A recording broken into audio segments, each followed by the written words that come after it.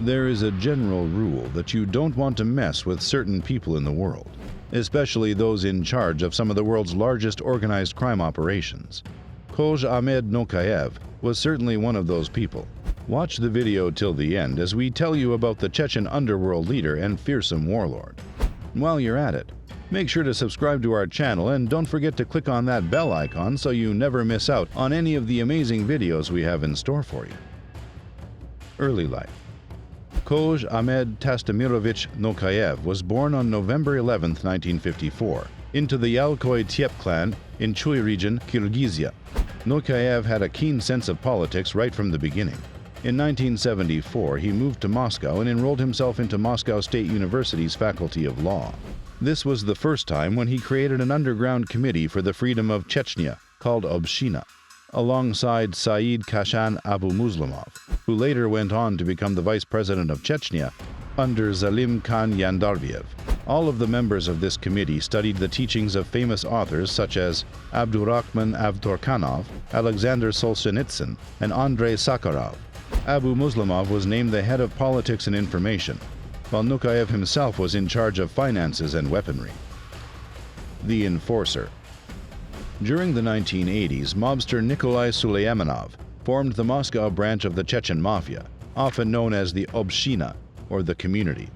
Suleimanov ran a used car business and made the majority of his money through avoiding taxes. As capitalism infiltrated the Soviet economy, the gang turned to extortion, and Khozh Ahmed Noukhayev, then a university student and member of an underground student movement dedicated to Chechen independence, was brought in as an enforcer. Businesses under Noukayev's protection had to accept a Chechen into their workforce. This idea was imposed by Nukayev and his close affiliates. By facilitating Chechen migration into Moscow, his organization became a major criminal force. It was during this time that big businessmen like Boris Berezovsky were associated with the Chechens. The imprisonment. Chechens had a notorious reputation for violence, and they quickly established themselves as Moscow's most powerful criminal gang.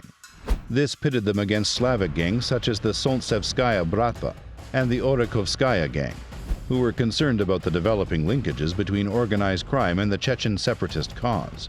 Nukayev began racketeering himself in order to help fund the Chechen nationalist movement. In the 1980s, Nukayev was arrested and sentenced to 8 years in prison for banditry, which he insisted was for political purposes. During this time, he was known as Koza and was regarded as a Chechen mafia boss with Nikolai Suleimanov. By this time, under the leadership of Nukayev and Suleimanov, Chechen criminals had matured into a well-organized community by 1987. The organization attempted to drive the most powerful Russian mafia gangs, the Lyubertsy, Solntsevo, and Balashika, out of Moscow, allowing the Chechens to take control for a while. While imprisoned, he wasn't sitting quietly and was actively recruiting and calling all the major moves. Throughout the course of his operations, Nukayev met Zokhar Dudayev. He recognized his importance in Moscow's Chechen community and hired him as an unofficial aide before assisting him in his 1991 prison breakout. First Chechen War. Nukayev was a key figure in the run-up to the First Chechen War, negotiating with the Russian authorities at the last minute. He later fought in the Battle of Grozny, where he was severely wounded. To obtain finances in the chaos of war-torn Chechnya, several insurgent troops turned to criminality. Kidnapping became a lucrative business for both rebels and local gangs, such as Ari Barayev's Special Purpose Islamic Regiment. In one particularly infamous incident, 4 British engineers were kidnapped and beheaded. Oil smuggling and theft became a major source of revenue. After the conflict, Nukayev remained active in Chechen politics, establishing the Caucasian Common Market, a holding firm aimed at bringing prosperity to Chechnya by constructing an oil pipeline between Europe and Azerbaijan. The Second Chechen War, however, put an end to this initiative. Chaos all around. During its brief period of independence from the United Kingdom, Chechnya swiftly descended into chaos, with a gun market in central Grozny, mobsters using local banks to launder earnings from illicit enterprises, and competing warlords, armed gangs, and Islamist terrorists all fighting for power. This climate of lawlessness worsened relations with Russia and served as reason for the Second Chechen War. In Josta Putter's portrayal of Chechen freedom warrior, Khozh Ahmed Noukhayev received its international premiere in Toronto, only days after Russia restarted its war against the same independence movement that had crushed the Russian army 3 years before. The Russians succeeded in destroying the Chechen city of Grozny, as well as the Chechen economy, before withdrawing their soldiers. During that time, Nukayev remained extra cautious and spent the majority of his time in a bulletproof vehicle, traveling between Chechnya's distant settlements on the ravaged roads. The Russians perceived Nukayev as a major criminal, as he was the one who established Chechen mafia's foothold in Moscow in the 1980s, and used his unlawfully acquired wealth to help finance the Chechen Liberation War. Unsurprisingly, the Russians were in search of him to kill him. While he was a criminal in Russia's eyes, the majority of Chechens regarded him as a hero and a modern-day Robin Hood. The skilled Chechens. The Chechens' skill and fury, along with Nukayev, was nothing short of a legend in Russian circles. General Alexei Yermolov, the imperial viceroy of the Caucasus, was particularly irritated by these bold and dangerous people, and one of his staff officers admitted that no troops in the world could afford to despise them because they were extremely good, fiercely brave, and intelligent in military affairs in the midst of their forests and mountains. In the long and harsh Chechen battles of the 1990s, they were able to hold their own against contemporary Russian artillery and manpower, enhancing their international reputation. During the First Chechen War, Moscow claimed to be fighting not merely to overthrow a criminal regime in Grozny, but also to be connected to and utilizing the services of the wider Chechen criminal diaspora throughout Russia. In 1996, Interior Minister Anatoly Kulikov said that Chechen gangster strike teams were being dispatched to cities across Russia, with the goal of total destabilization of Russia. While the Dudayev administration was clearly criminalized, evidence points to a clear distinction between Chechen networks and those working outside the Republic. The Second Chechen War. This war only worsened under Putin, and throughout the Second Chechen War it was made plain that any suggestion of support for Chechen rebels from anyone would be met with harsh retaliation. Furthermore, the Bratva was undermined by the emergence of Islamist radicalism in Chechnya and the rebel movement. It might come as a surprise to many, but Chechens are Muslims. However, their version of Islam has tended to be more moderate and flexible. The desire for money, power, and the high-rolling lifestyle that comes with it by gangsters does not align with the Puritan beliefs of the jihadists. Shortly after the war started, Nukayev moved to Baku, Azerbaijan, and supported the underground Chechen periodicals Ichkeria and Mekhkel from there.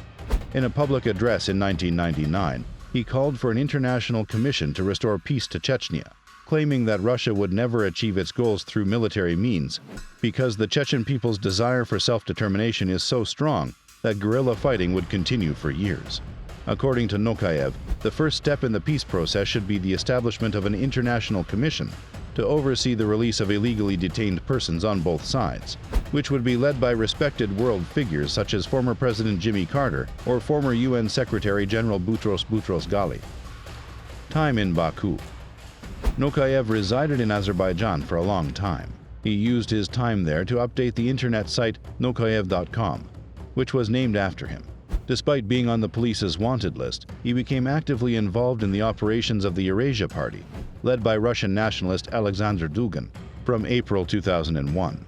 On June 28, 2001, he spoke at a press conference held by the Dugin Party in Moscow, proposing that Chechnya be divided into North Chechnya Plains region within the Russian Federation and South Chechnya Mountain region, largely independent from Russia, but still closely bound to Russia and fiercely hostile to Wahhabism and Islamic fundamentalism. Nukayev also created the Inter-Tiep movement, Nokchalata Islam, and Alexander Dugin, who was a prominent politician, was also said to be working with him at that time. Death. After spending a good part of 4 years in Baku, Nukayev quietly returned to Chechnya in late 2003. He was said to have been persuaded to come back by Ruslan Geliev to cross into Georgia from Dagestan, and he was with a number of Geliev's men when they were besieged in the mountains in the winter of 2003-2004. Some suspect he also aided in the financing of Ruslan Geliev's and Islamic Abdul Kadziev's militant groups.